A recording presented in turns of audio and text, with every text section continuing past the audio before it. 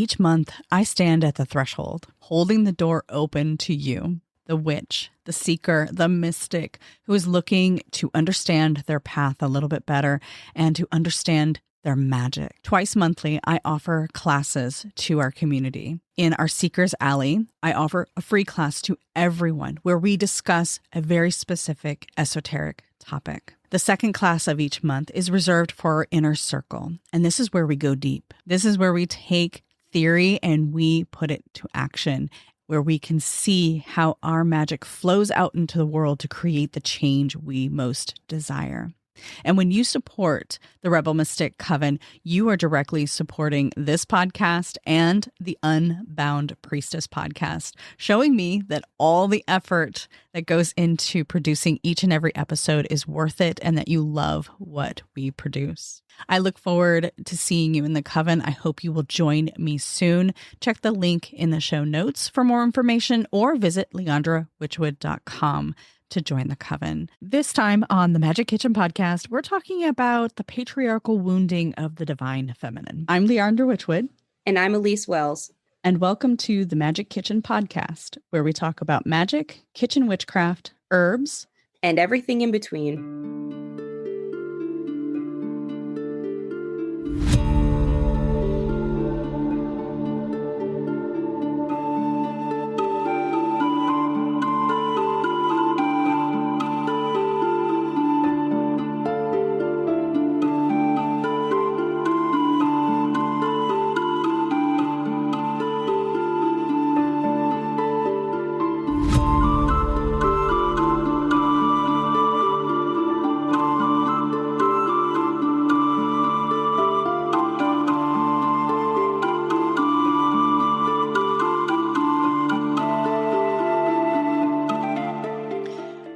So this topic is, I think, one that not only women and those who identify as female with the female parts will gain some value in. I think it's also our brothers in those who maybe don't align with a gender, because the divine feminine is not male or female, man, woman. And that's something I always have to be very clear about, especially when I'm teaching my students my archetypes related to the divine feminine, because these are all aspects.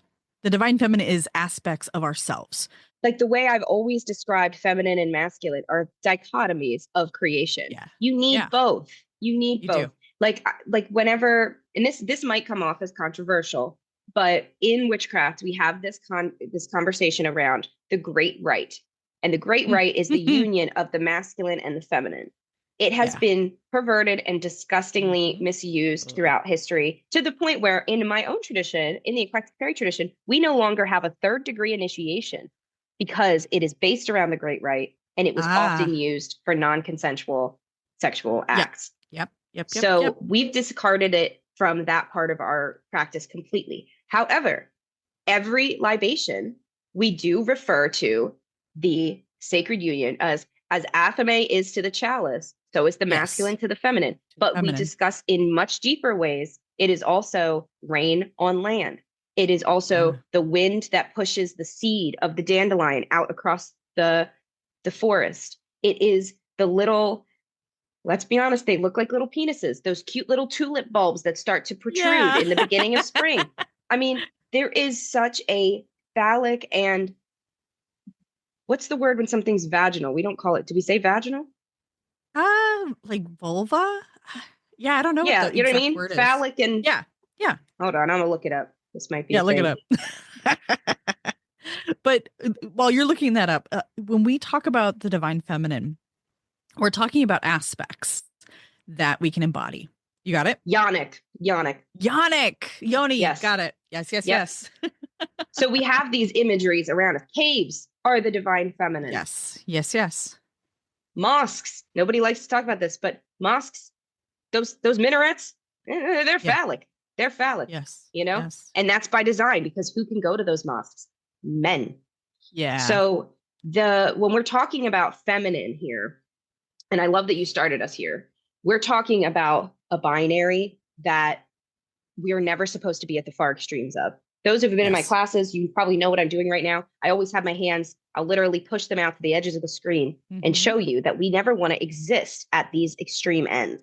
We don't want to be far left or far right in our politics for the same reason. We never want to be so far, because eventually the Ouroboros eats its own tail, right? Yes, it does. Because if we go to Yes, it those does. extremes, we actually become the other side. Yeah. And it's why the West has such a convoluted disconnect about what communism means, because the only times we've ever seen communism, Yes. it was actually fascism.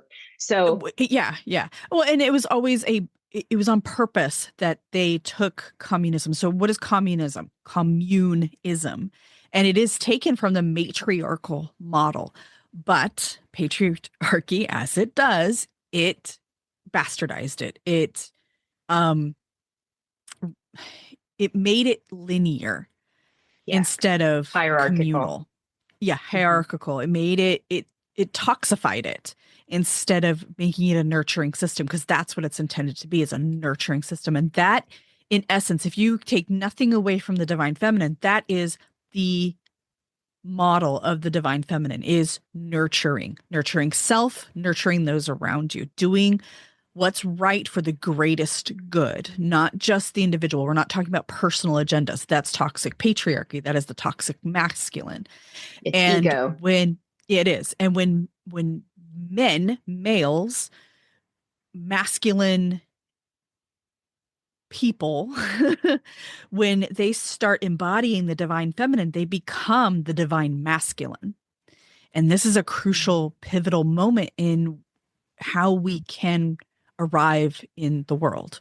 And again, divine masculine, divine feminine, they're going to have the same attributes. It's how you use those attributes, how you manifest them in your life, how you ground yourself in them. Um, you're talking about the great right and how it is manipulated to be this non-consensual thing for sex, right? Which is what the toxic patriarchy does to women. It treats women specifically and children as objects, as something to use, as something to um, the means to the end type thing. Mm-hmm. So when we are looking at getting ourselves in alignment with these attributes, we're looking at how do we nurture ourselves and others, not how do I take more from everyone else so that I can hoard it all over here. It's Yeah. it's even, not Mm-hmm. existing at those extreme edges, but trying to find that middle ground. And it's a process. You're It's not a always going to lifelong, be. lives It long is. It process. lives long process. It takes time. It takes consciousness. It takes intention. And that's what the divine feminine teaches us. And going back to the great right, when I was working with the maiden mother crone, because that's the typical model that we're all taught when we get into Wicca, when we get into witchcraft, maiden mother crone. I could not settle with the maiden because it felt wrong to me, because I saw this model taking the young child, the young little girl, and this sexual maiden and mushing them together, sexualizing a child essentially. It didn't sit right with me. So when I started looking at my model of the divine feminine, I'm like, they need to be separated. The child needs to be able to be a child. The child needs to be able to play without judgment, to create without criticism, And to I would go further and to say the child should be able to be sensual without sexualizing it. spiritualizing. Yes, senses, Let that using the kid be senses. naked out in the grass rolling down Yes. the hill. That is Yeah. so Feel the important for grass on the children. skin, feel the wind on the skin. That's the child. Then Mm-hmm. in my model, I created the enchantress or the seductress. Now, here's where she's older. She's got her faculties. She's a consenting adult. But again, we move it not just in the body and sensuality of the body or sex and intimacy. It is manifestation. It's magnetism. It's beauty. It's, you know, the scent of oil on skin. It is more than just this sexual It's attribute, which, romanticization, yeah, romanticizing your daily activities, sipping that cup of tea with reverence, with gratitude, with presence. presence and just complete satisfaction in doing the daily tasks that you're doing. So when you start separating these attributes out, and I started with 5. I'm like, oh, 5 is cool. I'm going to stick with 5. I used to teach classes on it, teach meditations on it. And then as I started to dig deeper into my divine feminine studies, I'm like, oh my God, there's way more here. So now I have 9. I have 9 I work with. And they all flow into each other. They all work with each other. Some of them butt up against each other to create that friction so we can grow, so we can learn. So And we're I think looking we at did an episode, just for those listening who might not know, I think it was back in season 5 or 6. maybe.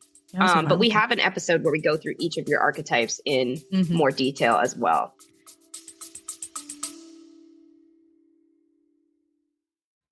Breathe in with me. Hold. Now release. One more time. Breathe in. Hold and release. Resets like this are essential for our nervous system, for our stress levels, bringing us back to a foundation where we can think clearly, where we have more energy. And this is why I created the Witches Reset. This is a 5-day audio program where I guide you through essential practices to bring you back to your baseline so you can think clearly and build something meaningful. To learn more, check out the link in the show notes or visit my website, leandrawitchwood.com, and I look forward to seeing you in the program. For now, let's get back to the episode. Yeah. And I teach entire containers and classes on it too. So if that's something you're interested in, you know where to find me. Yeah. Okay. I think Do you think that was a good groundwork? That was really good. Yeah, that was really, really good. I think I want to give the history side of things real fast. Go for it. Yeah. So let's define patriarchy next. Patriarchy is not that old, people. It's not that old. It is a little over 5,000 years old. Right. How do I know this? Where do I get this date? 5,100 years ago, we had the great civilization of Akkad, Acadia, and this was in modern Iraq. And the city of Ur was the crowning achievement of the Sumerian peoples in Sumer. This was the crowning city. We can picture this ziggurat. You might have seen it on History Channel. It was, I think, 7 layers high, and it was massive. And at the top was the temple. And this land, this city, was the first civilization with a city that had fortifications, enough food and water and resources and community to stay put. Before this time, people were nomadic at least part of the year. Maybe they went from the seaside and then in the winter they went into the mountain, but they always had some sort of travel involved. This was the first time that people said, you know what? We figured out irrigation. We figured out safety. We figured everything's good. Sanitation. We're going to stay here. Yeah. Right. And they stayed there. And so from that place, from the first cities, patriarchy was born. And here's how it happened. One man, Sargon of Akkad, was in charge at this time.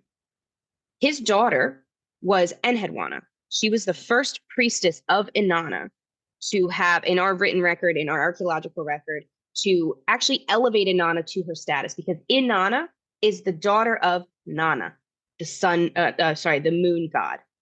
So Inanna is associated with the moon as a daughter.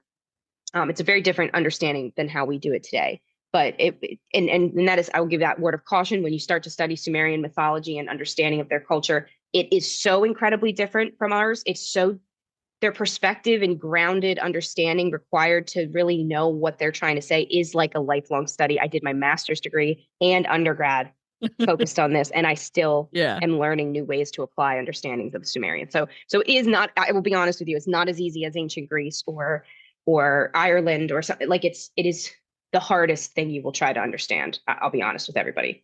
So I'm going to try and just parse it for you here to save you the time and stress and the money and the years of degrees.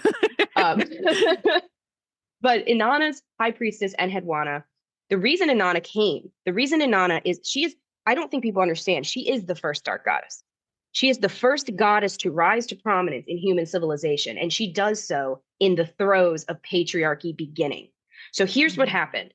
Enheduanna is caretaking this temple. We don't know for sure. Maybe her dad gave her this job just to keep her busy. Maybe he gave her this job to make himself look bigger and more grand. We Maybe. see this with politicians all the time, right? Nepotism, using their kids to make things look better for them. Maybe he thought he could control Enheduanna and help her get the women on his side, as he did what he was about to do.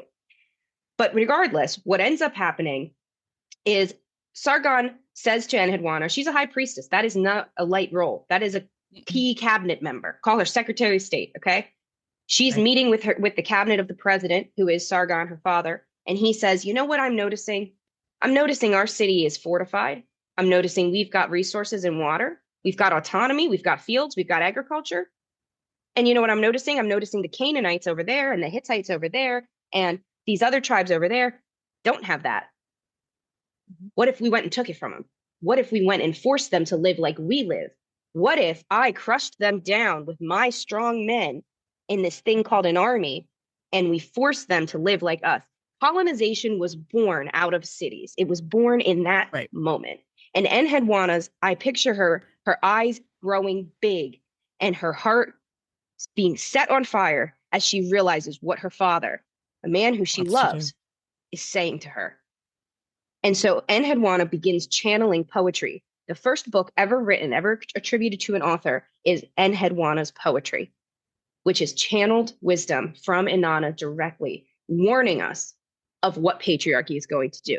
Mm-hmm. And Enheduanna's words are so effective that she ends up exiled. Her own father exiles her from the city because he says, you're sowing dissent. This propaganda. Get this out of here. Right. Meanwhile, he's colonizing, he's taking, he's raping, he's pillaging. And she is pushed out into the wilderness. But she returns. She meets the sacred wild, and the wild invites her to understand more deeply who she is, what she's here to do.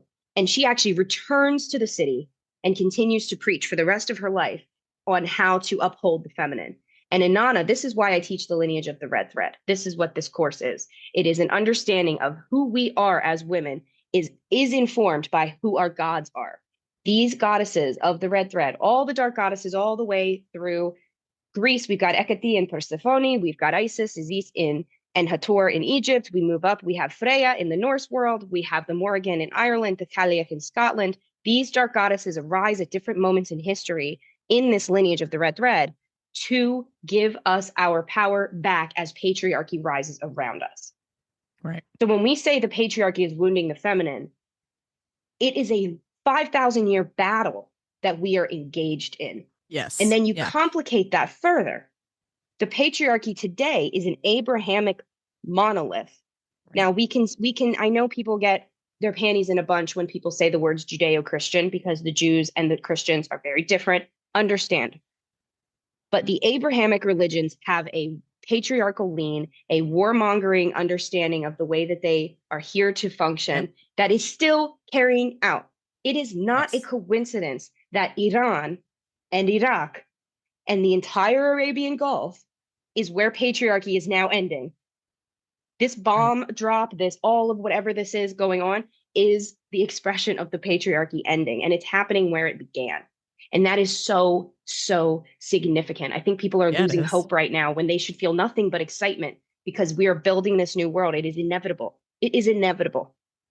And everybody listening to this is already on the train of wanting this new world, right? So we should be celebrating in the streets, even as we grieve for every common person's I think that's the hard part lost. is being able to celebrate what we're witnessing when you're, especially if you don't have a full understanding of what's happening. We of course, you and I have a very clear perspective because we see what's playing out. We see the history, we see the cycle, and we're in tune with that. Mm-hmm. But I think many people and I see this all the time in my own friend group is there's a lot of despair because we don't understand the cycle, because it's hard to see the bigger picture when you're so entrenched in the details. And social media definitely plays a role in that. Propaganda plays a huge role in that. They want to keep us blind. Exactly. The complete inability. Because I lived through the Arab Spring. I lived there right in the midst of it in Bahrain. We were unable to leave because we weren't military servicemen. So there was no way that we could get out on those last anything. So Mhm. the boats, the flights, there was nothing to be done. So when I was a kid, we were there in the midst of it.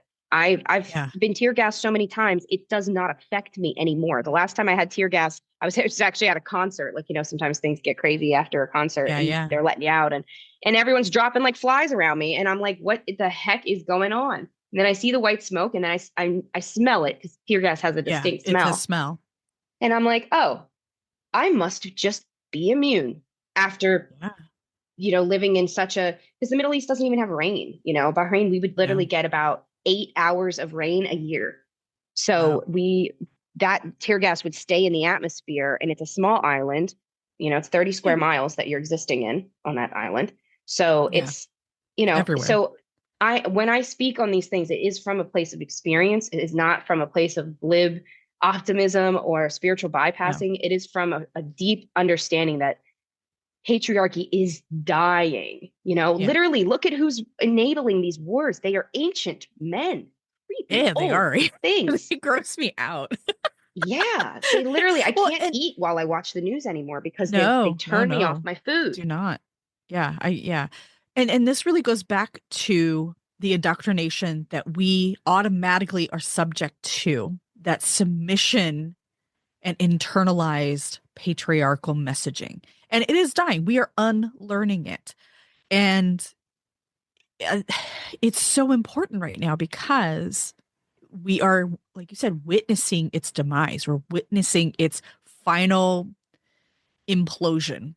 Mhm. I It's hope it's the terminal final implosion. lucidity. This Yep. whole adventure of war, not war, or whatever it is. Full Yeah. disclaimer, we are recording this March 18th, 2026.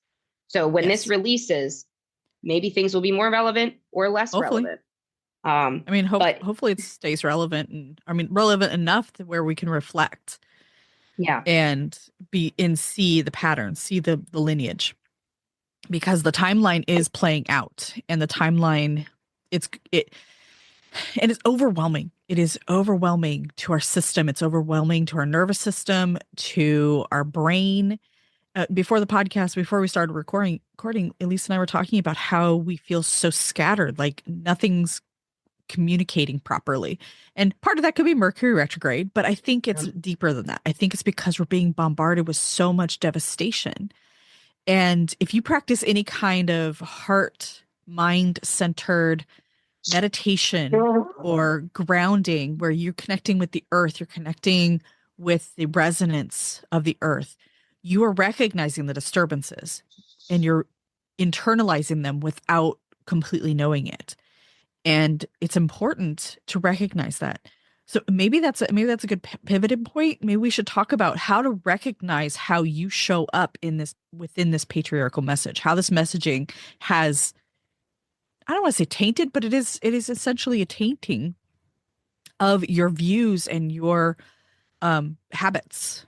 So when I look at how patriarchal messaging, toxic specifically, toxic masculine, toxic patriarchy messaging shows up in my life, I look at it as, okay, so it shows up in many ways, but how is it showing up for me today? So maybe today it's, I don't want to be seen. I have a fear of being seen. I have a fear of receiving. I have to give unconditionally. I have to give until there's nothing left of me. Maybe it's rejecting that softness, I guess, is the best word to use. I don't necessarily like that word, but it's the the softening of the heart, the softening of perceptive. So I'm going to tell a story because this kind of blew me away, but it's a great example of if you are connecting to source, if you're connecting to that brain heart coherence and you're tapping into the collective and you are receiving from the collective, you're allowing yourself to receive. This is what'll happen. So it's a few days ago. So earlier that day, I was, scrolling reels and stuff like that. And I found one that just made me chuckle because it was a cyber truck, which I cannot stand those, parked in a parking garage. And the creator was going through with their phone and slung a bag of their trash on top of the cyber truck and went, hey, I found the dumpster, and walked away. Right. Made me laugh. I love it. That was freaking hilarious. And so I went on with my day. Right. So that night when I'm doing my meditation, that image was brought back to me. And at that same time, when I found myself chuckling in my meditation, I also started feeling an overwhelming sense of love for the person recording the video and the person who even owned the Cybertruck. Now, in everyday life, if you drive a Tesla, I'm going to say this openly, if you drive a Tesla, you're in line with what's wrong with this world. It's a symbol now. It is a symbol. I call it a swastika. I'm not going to beat around the bush on that. And if you come at me, go ahead. I think when I see people who have them, but they've removed the Tesla label and they put like messages instead, I get it. Because if you bought a Tesla in the right time period, which like you didn't know, privilege. You didn't know. Right. Yeah, you didn't know. And also you have but if it's a brand new one, I'm looking at you. I'm judging you. I'm judging you. Oh yeah. Anyone just who know buys that. one I'm judging lately, you. For sure. Yeah. But if you've got a 2017, 2018, I get it. Like you remove your Tesla stuff and you have anti-Musk commentary. Like I totally get it. So the point of that is I have a disdain for people who drive Teslas, especially Cybertrucks, because they're freaking god awful. They're horrible. And so in that moment, for me to feel this overwhelming sense of love for that person, and then to feel it come back to me, I felt this overwhelming love for myself. Now, keep in mind, and this is fleeting. It's not something you keep for a long period of time. But if you are able to tap into that collective consciousness, that divine feminine womb of a space, call it source, call it the quantum field, whatever you want to call it, then you start to understand that as humans, we are missing something. We are disconnected from something in our everyday lives that we can connect to. And that's what the divine feminine to me leads me. It's how I'm guided by it, that there is room for unconditional love if we can step outside of the divisions we create for ourselves. And in my example, one of my divisions is anybody who drives a Tesla, I am judging you. So it's a lesson for myself, but I'm hoping that everyone listening can also take that lesson and go, maybe there's something bigger here that I'm not tapping into.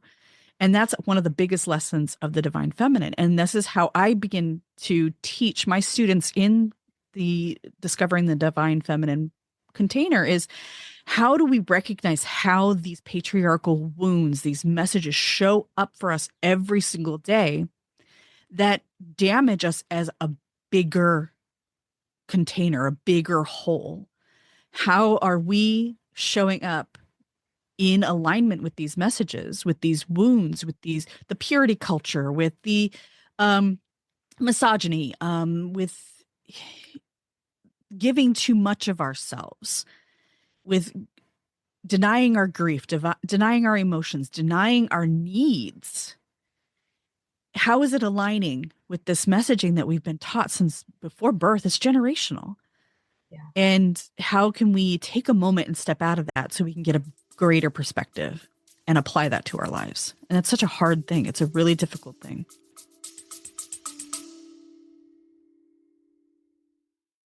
Close your eyes for a moment and imagine arriving somewhere built to hold you. Stone paths leading to hidden caves of the goddess.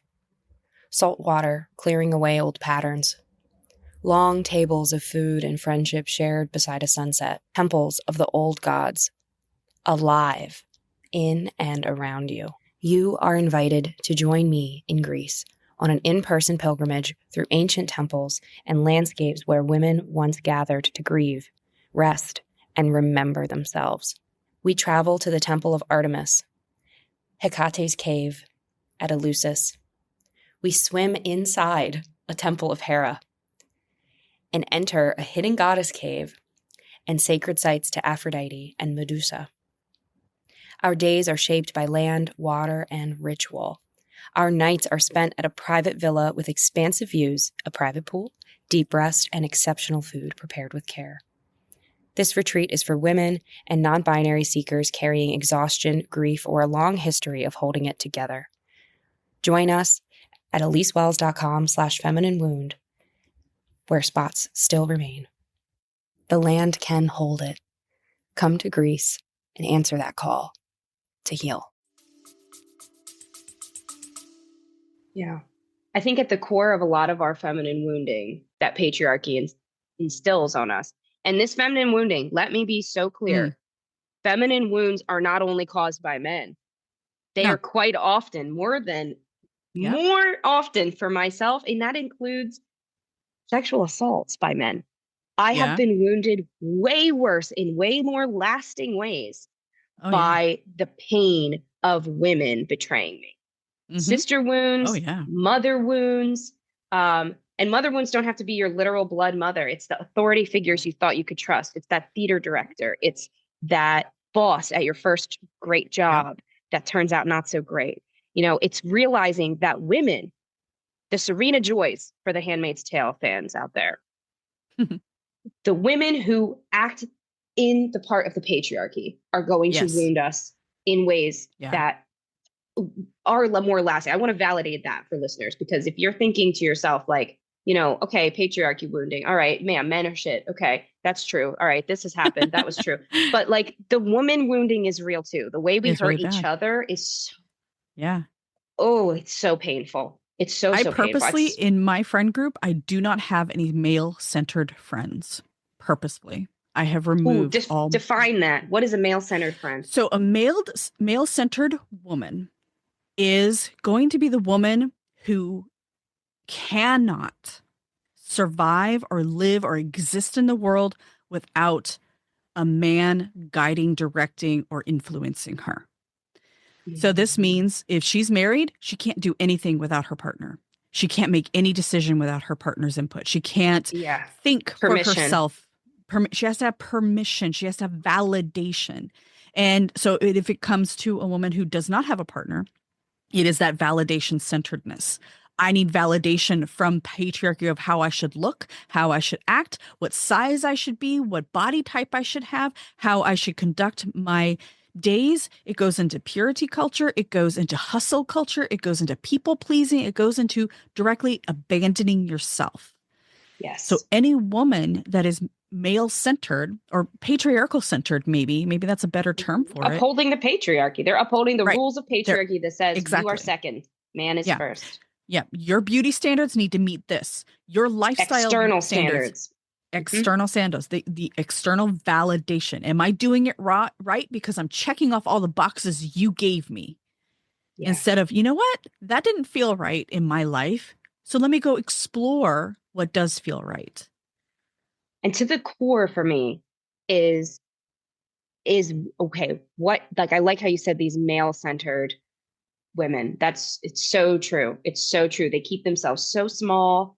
I can't tell you how many times I've had an authentic experience with somebody. Let's say I teach a workshop and they come up to me afterwards and they say, I've never felt so free. I've never. And I say, well, that's great.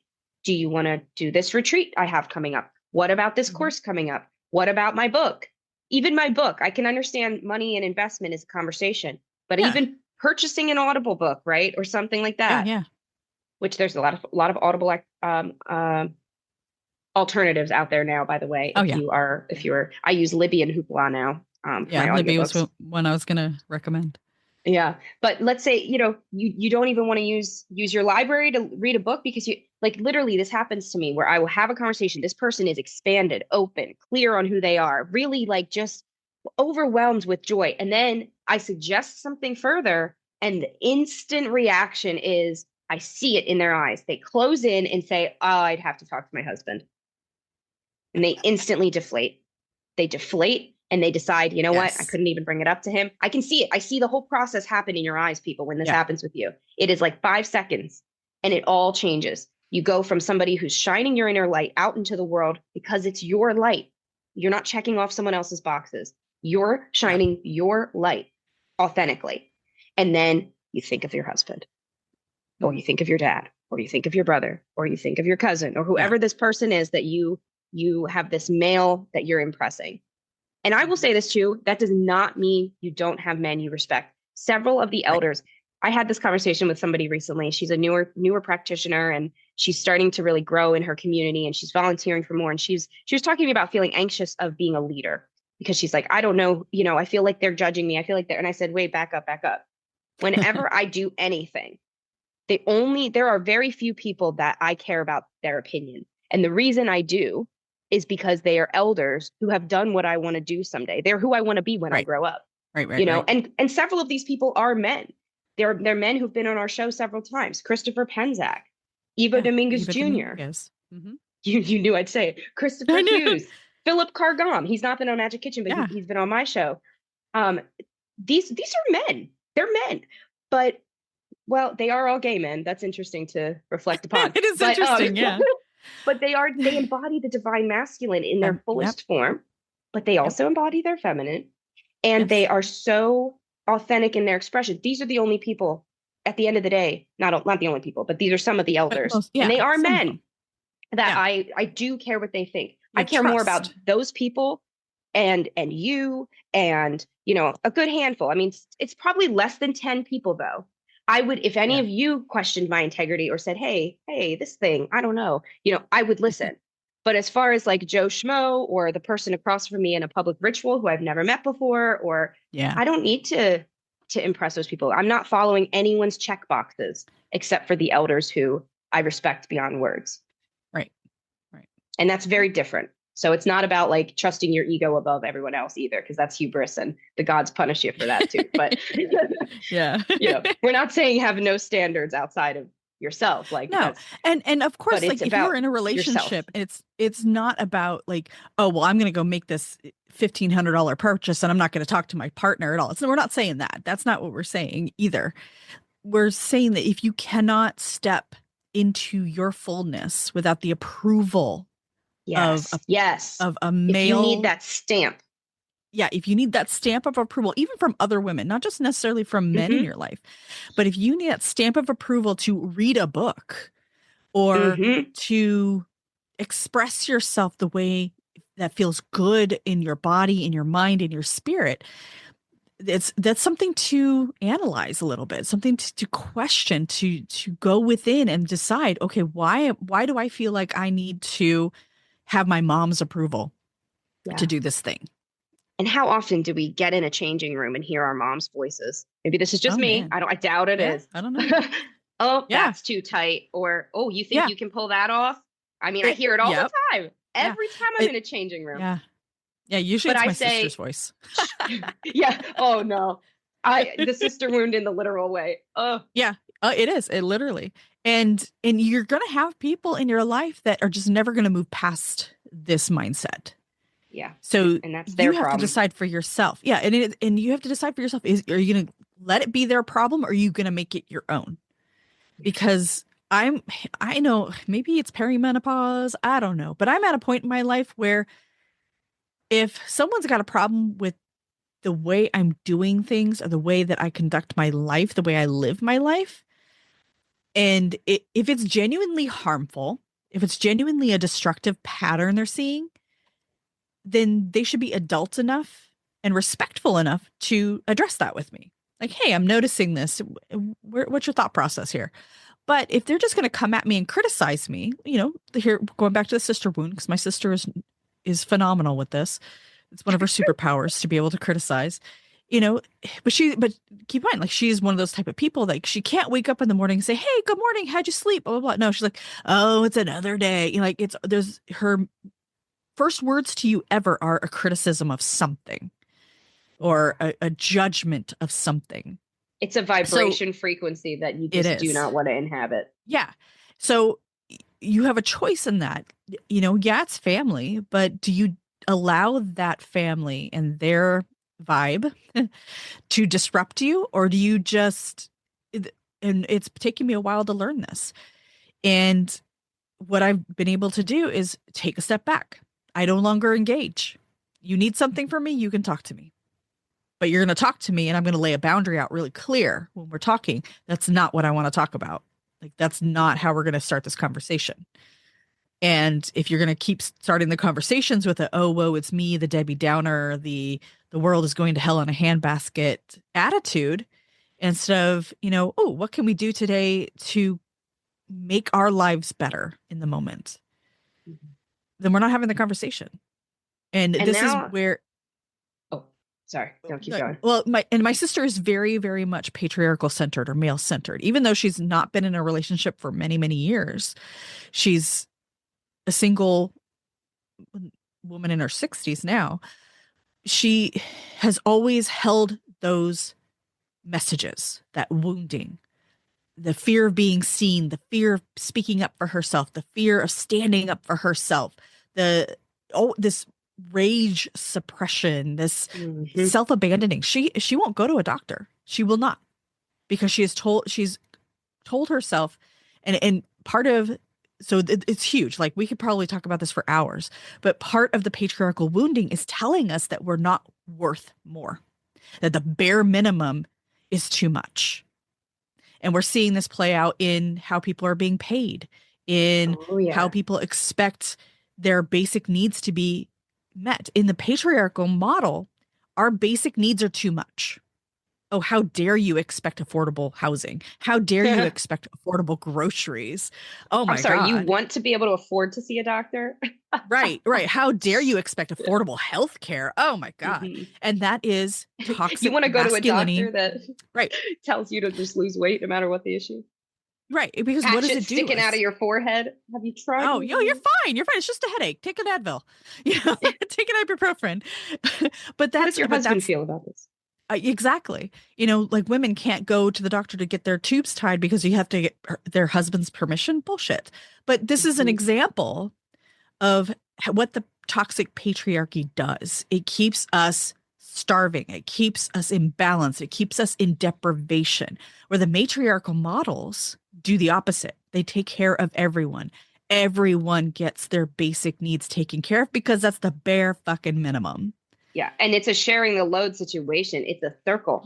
If anyone has ever been in this is, again, I know I get on this soapbox, but like, please go to spiritual community events. Please. Please. Yes. Come to events. Come to Temple Fest. That's coming up in Labor Day weekend. Leandra and I are both teaching there. Come to Anahata's Purpose. I will be there at the end of September. It's in Darlington, Maryland. Come to Samhain Fest. We have an incredible Samhain ritual planned. We have a crazy good keynote that might be announced by the time this episode comes out.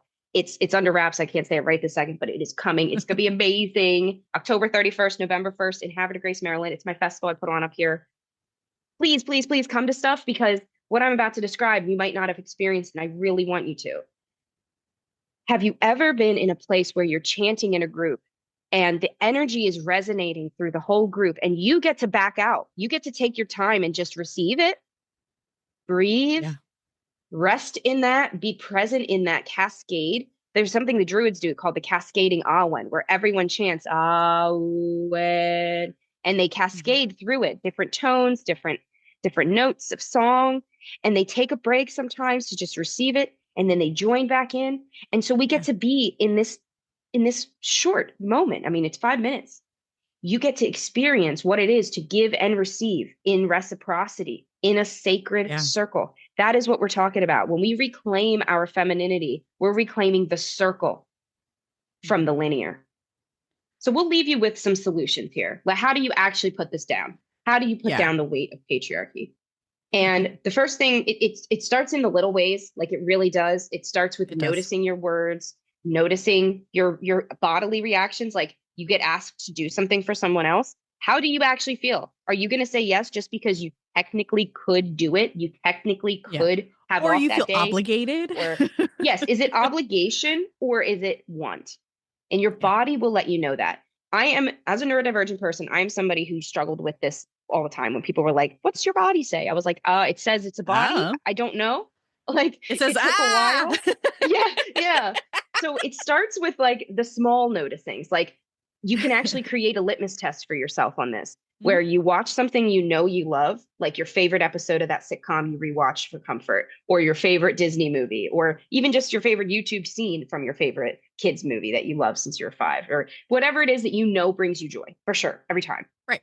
Put that on or listen to it. Maybe it's a song. Feel in your body what that joy feels like. And then put on something you hate. Go to Fox News. Just like watch something on incognito mode so they don't get counts on their views and get any monetization money. And just watch a minute of that nightmare show, or go to a local doctor's office. It'll be on. And it's free to get in the lobby. So, or a diner. Go to the gym. For some reason, diners like to play it. Look for Buicks in a parking lot and then go into that establishment. Just watch. Or Teslas. or Cybertrucks. Yeah. Yeah. Just watch a minute of Fox News or Newsmax and notice how your body feels doing that. It's going to be a contrast. And that gives you a baseline. And then try to notice that baseline in your life. Someone, so-and-so's calling. You see your phone ringing. How does it feel? Do you actually want to answer? It's fair to admit, maybe not. You know, one of my best friends, I know she would never listen to the show, so I'll share this. I love her so much, but every time she's going to listen to this episode, watch. Right? It'll be the one episode. But every time she calls me between certain hours, it's on her drive home, so I'll always answer. But sometimes she'll call me after a certain time, and I know it's while she's putting her kid to bed. I don't have kids. I don't know that I will. He's young. He's under 2. He's loud. He's a loud little guy. I don't want to be on the phone trying to follow what she's saying, trying to talk while it's so raucous and horrifying. So I but I also, like, sometimes she needs me. And if she really does, she'll text me, she'll call, and then she'll text me like, hey, blah, blah, blah. But most of the time it's just kept checking in. Actually, we're so old fashioned. We actually leave each other real voicemails too. But that's a boundary I've set, and it's not out of dislike. Like, I talk to her most days on her way home from work. If I don't have a meeting at that time, we talk on her way home from work. It's great. But if, we've been friends 12 years, like, she gets it that I don't really like want to fight through with the screaming, and she's wrangling him into a thing. Like, it's like, that doesn't make any sense to so as a mother, it does not make any sense to call somebody while you're trying to put your kid down to bed. Like, call after. I think it's a neurodivergence thing, because I will do that too. I do it, but I usually do it to my mom, and she called me out. She put the boundary with me on it. When I am doing something I hate doing, I like to be on the phone with somebody. That's why I do so much co-working as well with people. So I will call, like, if I have to, like, organize, like when I'm packing for a trip, I hate packing. I love to be on the phone while I do that, because it's getting it out of the way. Or if I just hosted activity. a bunch of that's people. Not a screaming child who's refusing to go to bed, That's true. I do it when I do dishes. I mean, I don't know. That's different. But the child in that moment. So this is a side note. Sorry, guys. But the child needs your full attention right there in that moment. There's a reason the kid is pitching a fit to go to bed. And as the mother, it is your responsibility to figure out what that problem is. So that's just as a parent, that's my 2 cents on that. But yeah, that's probably true too. Sorry. but yeah, I mean, it's that awareness of self and in your body. How does this feel? How are you going to feel after doing the thing? Because that's the other thing is, okay, let's say I was asked by somebody to go sign some paperwork for them somewhere. Like, can you just do my power of attorney and go do this for me? I can go do it. It's maybe an hour of driving and maybe 30 minutes of my actual time. But what am I going to do after that? Am I going to have energy to continue my work day? Right. Am I going to feel like this was something I had to go out of my way to do, and now I'm in this part of town that I'm never in? And that's 3 hours of your day that have been eaten up that you could have used productively for you. Yeah. Especially if that person wasn't disabled or unable to do the thing themselves. Yeah. And that's the other thing too, is quite often the people who ask us for stuff repeatedly, we're enabling that. Yeah, that's a boundary. We're not helping them actually. Mm-hmm. Yeah, we're not actually helping anyone. And then it might throw us off for that whole week, So there's more being offered when we say yes to stuff we don't want to do than we even realize. And with that, like, just a reminder, you only have 2 resources: time and energy. Mm-hmm. That's it. That's all you have in this entire world. They're going to tell you your resource is money. They're going to tell you your resource is fresh water. It's gasoline, all those things. But all those things actually are either not in our control that much, or they are means to an end. They come and go. What we actually have as people, the thing in our control, is our time and our energy. How we use our time, not necessarily how much we're given, but how much we use it. And yes, our attention, which is why social media is so damaging, which is why, having the wrong people around you is so damaging, is because you're giving energy to things that are taking your time. Mm-hmm. And, like, it's not free to scroll Facebook Reels, guys. It's not free. You're really giving them so much information, and your attention is your highest resource. Yeah. So taking back your attention maybe is actually the best way to frame. It's rewilding as well. It's re-enchanting yourself, re-romanticizing your life. It's choosing to be a radically joyful person in a world that is begging you to stay small and quiet. Right. Patriarchy is Right. begging you to stay small and quiet. It's Yeah. begging you to say no to your soul. Begging you. Oh, Begging you. Why are Yeah. you giving it what it wants? And someone just mentioned that, like, how it feels wrong to what they say. I think they were a small business owner, and they said something. It feels wrong to promote my products and run business. That's what they said, to run my business when the world is burning.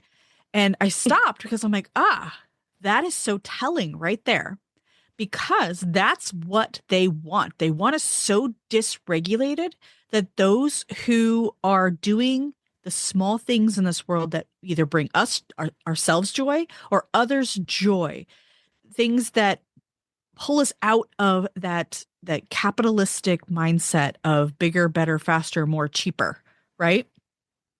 They want the people that could usher in the right change. They want us dysregulated. They want us so depressed, so confused, so overwhelmed, burnt that out. we can't do the good things we need to do in the world.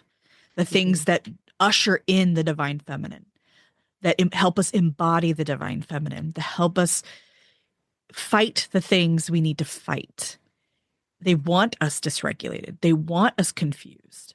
So if you are finding that happening in your life, okay, so one thing that I do recommend whenever I teach my students, because one of the archetypes that I teach is the warrior. And yes, she will fuck your shit up. She is the warrior. Think Kali. Think, in our time, Boudica type warriors. Yes, they have the power. They have the sword. They have the shield. But there's one discernment there that the divine feminine uses that the masculine will not, or the patriarchy will not. It's the discernment of when to fight, to weighing the cost of battle. Is it worth it? Is bloodshed, is blowing it up, is imploding completely worth it? Is it worth tearing it to bits? Or is there another solution? Is there another way? And I work with 9 archetypes. So what happens is when you start opening and expanding the perception, you realize the warrior can work with the mother to soften, to nurture, to guide. The mother can work with the medicine woman to heal, to find the solution in the alternate states. And then the medicine woman can work with the mystic to gain greater insight and tap into the greater collective. So they all work together. And with patriarchy, we're taught that we need to be in competition with each other. Women need to be above each other. Oh, you have to look better than her. You have to be thinner than her. You have to have more jewelry. You have to have more shoes. You have to have a jacket for each, whatever we're being told. You have to have the makeup, the Botox. You better not wrinkle. Yep. Oh God. Yeah. Which that's a better whole not other age. patriarch. Yep. The whole better the look pedophilia. Like a nubile child forever. Yep. Yep. The pedophilic beauty standards. That's something that I'm reeling against right now. But anyway, when we're taught to compete with each other, we don't look beyond our own blinders to see the wisdom that's in other women, that is in women's circles. And oh my God, we could seriously, we could talk about this for hours, because women's circles are another thing that are so incredibly important when we're trying to embody the divine feminine and we're trying to learn how we can adopt and how we block and how we remove ourselves from these feminine mysteries and wisdoms. And yeah, oh my God, like talking about it. Yeah, it's a difficult thing to talk about, seeing how the patriarchy wounds us. They've taken so much from us. They've tried to take priestess culture completely off the board. And they really, if you were in the mainstream, all of us listening, all of us here, okay, we know the priestess culture is alive and well. Yes, but the mainstream doesn't. My own family who support what I do, bear in mind, my parents live in Greece. They know 100% what I do with my retreats. My dad has even gone with me on preliminary excursions to go experience these sacred places. He is so open-minded to this. And yet They have Yet. no belief that what I'm doing is quote unquote real priestess work because in their Right. words, it died. What are you Right. talking about? What are you talking about? If you're linear and you're hierarchical, yes, something can die and never revive. Yes. But if you are cyclical, if you are, I will dare say this, spiral, everything returns. Nothing dies. Right. Everything is alive, even in death. Like the and yew the tree. priestess path is the same. Yes. Yes. Like the yew tree. The microcosm and the macrocosm. Yep. Yeah. And patriarchy has spent thousands of years trying to exterminate the divine feminine. It's not working. It has never worked. And we will not let it. We will not let it work. Because as long as people like Elyse and I are doing what we do, teaching what we teach, guiding those who are willing to be guided, it'll never die. It'll never die. That ignites me. Like that lights me up. Like sisterhood is how this survives. We are reviving something that they told us they still will tell us is dead, but we know it's not true. No, we know it's stepping into your power as truth. A priestess, a witch, a pagan, a druid, a polytheist, however you identify. However, is the most radical choice of joy and choosing the self that we can make. It really is. And to that end, we both have some free things in the descriptions for you. Oh yeah, we do. Yes. Last December, I hosted a Heal the Feminine Wound masterclass online. So I'm giving you all listeners, I'm giving you all that for free today. So if you go and click that link, you'll see it there. And the meditation I guide you through there, I take you to these lands in ancient Greece. Well, in modern Greece, they're still there. They're still there for all everyone claiming it's dead. You can still go there and receive the wisdom. Yes, it does. So it is a fantastic, if I do say so myself, it was a very powerful journey for the people who participated. So I would love for you to have that experience. And if you're feeling scattered and overwhelmed at this whole conversation, that meditation will really ground you in that. Yeah. And then I have a quiz for you. It is the Divine Feminine quiz. And this quiz is designed to guide you through 10 questions that will tell you which divine feminine you need to work with right now. And that will lead you to my mini workshop on the divine feminine, where I go through each of the 9 archetypes. And so really identifying what you can do now, at the end of the quiz result, you'll get a page that'll show you like, what does that divine feminine archetype stand for? What are some of the correspondences? What are some of the shadows? And what are the gifts of that archetype? So you'll have a whole page where you can take some information and run with it. Take it into your own life and start working with that divine feminine archetype so you can heal yourself, so you can open yourself, so you can start walking the life you're intended to walk. Because it has to come from you. Whether you're male or female, it doesn't matter. Yeah, it does. Yes. It has to come from you. Mm-hmm. Yep. That's the whole point of this, is it cannot be externalized. That's why I never identify as a healer. I cannot do it for you. I don't believe any healer can do it for you. Even the best doctor in the world, the best Reiki person, the best acupuncturist, if you are not participating in your healing, will not give you the answers. They're going to lead you to the answer. It's not possible. Right. I could tell you the answer. You won't believe it in your core. Your soul will not know it. And so it won't work. Which ironically want to do this. Is another patriarchal messaging that we have been given, is that everything has to externalize it. It has to be instant, that cure all pill, the instant gratification has to one be size fits the divine all. Feminine. Yep. The divine feminine makes you work for it. Mm-hmm. Because it's not lying to you. No. It's honest. No. Yes, the church tells you, just go to the priest. He'll do it for you. Mm-hmm. You're having a bad day. Check all the boxes. You'll write be good. It on a piece of paper. Put it in the box. He'll pray for you. Yeah. Done. It's gone. No, not at all how it works. No. Nope. The alignment has to happen. Yeah. Yep. And it all starts with you, but never alone. Always with sisterhood. Yeah. We all walk. Sisterhood, not sisterhood, not CIS. Yeah. That's a whole other topic. we all walk our path in tandem with each other. Like, we're individuals. And that's one thing I love about the divine feminine. It allows you to be the individual while walking alongside others on a similar path. There's no competition. There's no overtaking. It's hey, where are you at today? Cool. I'm here. So how can we help each other?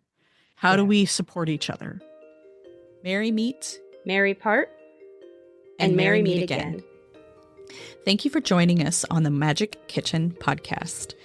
Please visit my website, leandrawitchwood.com, for news, information, and more episodes.